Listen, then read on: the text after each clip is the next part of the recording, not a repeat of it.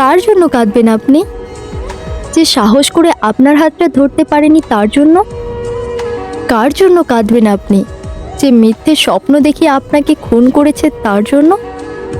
কার জন্য কাঁদবেন আপনি? যে ভালোবাসা নামক পবিত্র শব্দকে আপনার কাছে বিষিয়ে তুলেছে তার জন্য? কার জন্য কাঁদবেন আপনি?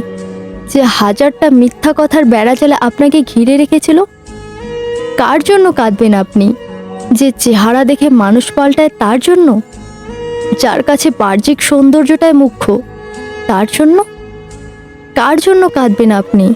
যে নিঃস্বার্থে আপনাকে ছুঁড়ে ফেলে দিতে পারে তার জন্য? কার জন্য কাঁদবেন আপনি?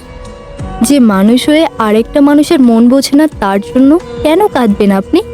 কেন? আপনি তো কাঁদার জন্য এই পৃথিবীতে আসেননি। তাহলে ওই সকল মানুষের জন্য কেন কাঁদবেন যে আপনার কখনো ছিলই না? যে থাকার সে এভাবে চলে যেত না। যে থাকার শক্ত করে হাত ধরে সকল প্রতিকূল পরিস্থিতির সাথে লড়ত। রাতভর যে একটা মেসেজের অপেক্ষায় কাটিয়ে দিচ্ছেন, বিশ্বাস করুন আসবে না কোনো মেসেজ। কারণ অপরপক্ষ আপনার মতো আটকে নেই। সে মুভ অন করে সামনে এগিয়ে চলেছে অন্য কারোর সাথে বা অন্যভাবে। তাহলে কেন আপনি রাত জেগে চোখের নিচে কালো দাগ নিয়ে ওই জায়গায় আটকে আছেন? আপনি আপনার মতো চলুন। পিছন ফিরে তাকানোর সময় শেষ। পুরনো সব স্মৃতিকে মন থেকে বাহির করে তালাবদ্ধ করে রাখুন। যে তালার কোনো চাবি নেই। কোনো এক সময় মনে পড়তে চাইলেও যেন তালা শব্দটা চোখের সামনে ভেসে ওঠে। ওই তালাবদ্ধ স্মৃতিগুলি যেন ওইখানে গুমড়ে পড়ে থাকে। এমনভাবে মুভ অন করো যাতে ভাগ্যক্রমে কখনো সামনাসামনি হলে চোখ ফিরিয়ে না নিয়ে, না লুকিয়ে, ঠোঁট বাঁকিয়ে একটা তাচ্ছিল্যতার হাসি হাসতে পারো।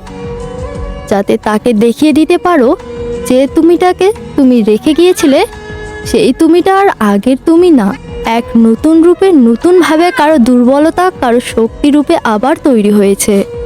মুখে যেন সেই বাঁকা হাসিটা থাকে। দিন শেষে সুখে থাকার অভিনয় না, সুখে থাকার, ভালো থাকার অনুভূতিগুলোকে অনুভব করুন যে আপনার জন্য আসবে আপনার জীবনে। মিথ্যে মায়া, মিথ্যে স্বপ্নকে ভুল বলে মাটি চাপা দিয়ে সেখানে চারা রোপণ করুন সুখের, সত্যের, সততার আর সাহসের।